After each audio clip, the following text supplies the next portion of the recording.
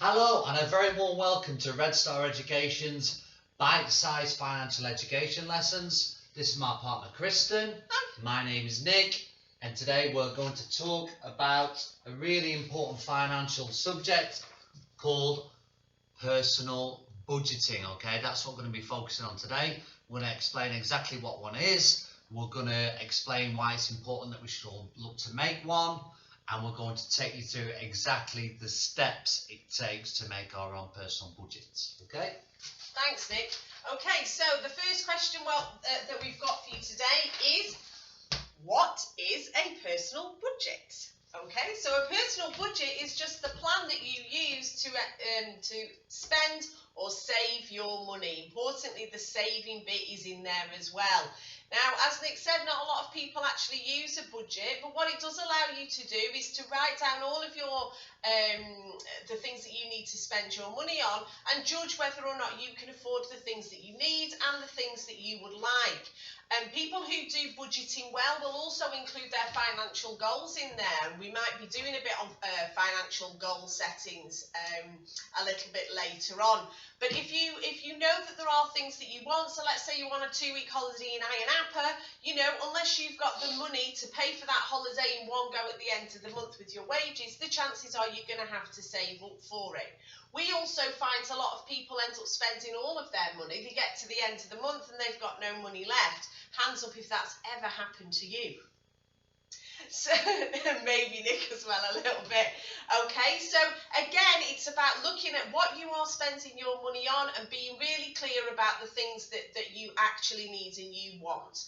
So that's what a personal budget is, and that's why we would encourage people to make one. Okay, next question.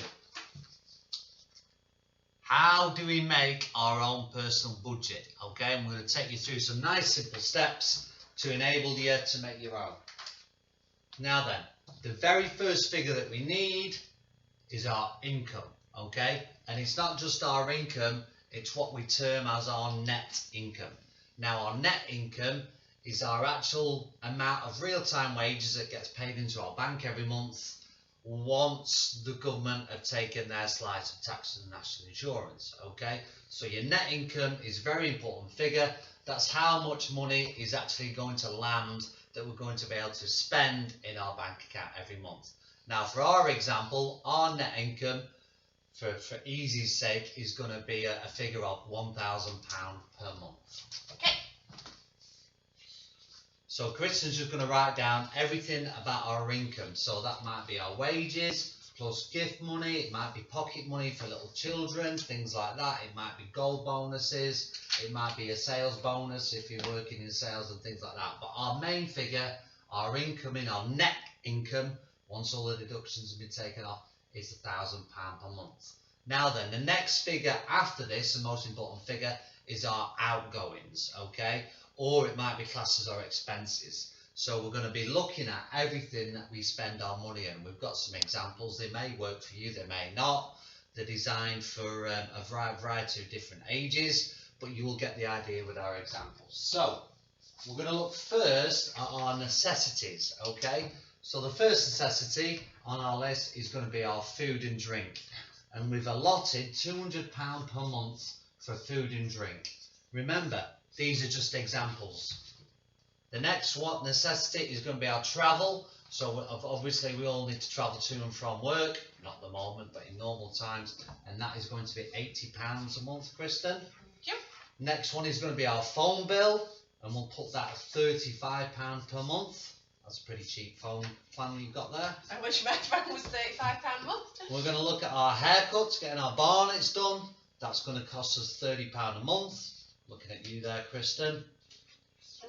We're going to look at gaming fees, things like FIFA points. We're going to spend £25 a month on those. I don't even know what they are. And the next one, obviously a big one, clothes and trainers, £200 a month. That's a lot of clothes and trainers. I know some of these young people have really expensive trainers though. £200. Looking at our social life, going out with your family or friends, that's going to cost us £100 a month. This next one's very important because a lot of people neglect to include this in the budget, but there's no reason why we can't include savings within our budget. And we've marked down our savings as £250 a month. Now, just on the subject of savings there, this crisis has sort of highlighted to us, and I suppose to everybody else really, the need to have some sort of savings. We know that it's not easy to always allocate part of your wages to a savings fund. That's sometimes not possible, particularly if you're on a lower wage compared to your outgoings and things like that. But ideally, you should aim to put away 3 months' worth of income in an emergency fund to help in situations like this. And also, if you lost your job or you fell ill, that kind of thing. Now, that might not be the easiest thing to do, but it is something to work towards. It is a target to try and hit, to just take some of your income and put them away for savings. So our next budget's here. This looks like we're maybe saving up for something specific, which would be great. But obviously, if you haven't got enough to put away a big chunk every month, even just £5 or £10 here and there is going to help to get a little pot of money for an emergency. Good advice there. The next one, Kristen, will be Spotify. So music and downloads, Netflix may be included in that. And we put that down as £10 a month. Next is a very important one, our broadband fees. We put that as £25 a month. And the last one, of course, which I'm sure we'll all be paying at some point, is our rent. And we put that down as £100 per month. Now then, once we've got our total income in, we made a list of all our expenses here. What we need to do is to add these up. So if you've got a good mathematician in your house, or you can just use your calculator on your phone, we're going to add these up, and the total of these, because we've already prepared it earlier, is going to be £1,055. Okay? What do you notice about these two figures? Well, obviously we can see our outgoings are £1,055 and our incomings are £1,000. So at the moment in this scenario, we have more going out than we have coming in. Okay?